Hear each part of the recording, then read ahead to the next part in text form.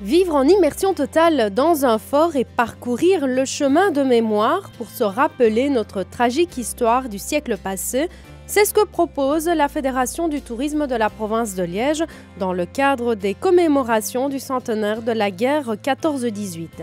Nous avons été à la rencontre des élèves de l'école communale de Bouillon.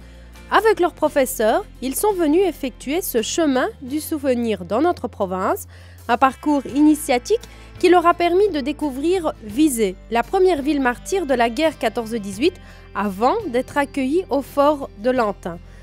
C'est au cœur de ce monument historique que l'expérience devient alors insolite.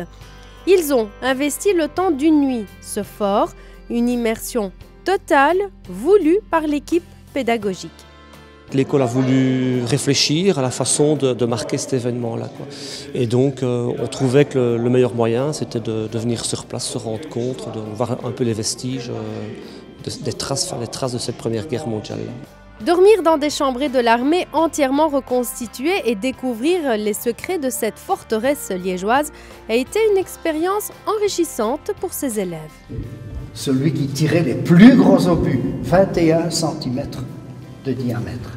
Et il les tirait jusqu'à pratiquement 8 km de distance. Le fort, il a plus ou moins pris combien de temps pour être construit? Pour être construit, eh bien, je vais dire 7-8 ans, mais il y a eu constamment des aménagements, des réaménagements. On a appris que le fort du Lantin était très important, parce que les ennemis ne pouvaient pas passer, parce que sinon ils auraient pu prendre le chemin de fer et puis aller jusqu'au port d'Anvers et prendre toutes les richesses. De voir tout ça, les choses qu'il y a, ça représente mieux ce qu'on nous raconte, donc c'est plus facile à savoir ce qu'on nous dit.